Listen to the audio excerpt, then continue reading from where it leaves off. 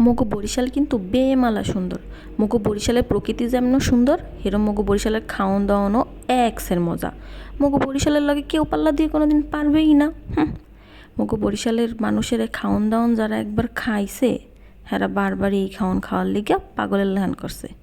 তো আজকে আমনে করতে হ্যাঁ বরিশালের একটা ইউনিক রেসিপি, কলা পাতায় নদীর ছোট মাছ সরসরি। চলেন তাইলে দেখি কেমনে বানাইছি। মোরা বরিশাল্লারা কলা পাতারে কই বরক। আজকের রেসিপি হয়েছে বর্গের মাছ। এই বরক ধুয়ে ঠুয়ে সুন্দর মতন পাতিলের মধ্যে পোতাই লইতে হবে জাগা কইরা, যাতে এর মধ্যে মাছগুলারে দিয়ে সুন্দর মতন ডাহন যায়।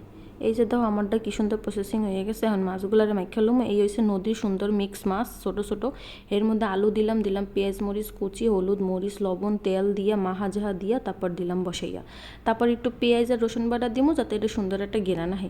দিয়ে তারপর এই যে মাহাজাহা দিয়ে আবার ডাইক্কা দিয়ে তারপর আমি একটা কিছু দিয়ে চাপা দিতে হইবে। আর নাহলে এই জিনিসটা হচ্ছে যে উপর দিয়ে খুললা যাবে। একবার চাপা দিতে পারলে আর পরে আর এটা সমস্যা হয় না। এই যে হ্যাঁ আর একটা ডাকনা দিয়ে ডাইক্কা দিলাম।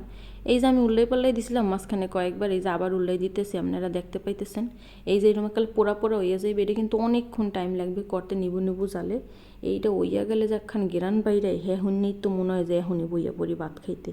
সেই মজা হয়। আপনারা আমার রেসিপি দেখে ট্রাই করতারেন। ইউনিক এই রেসিপি, বরিশালের অনেক ঐতিহ্যবাহী একটা খাবার।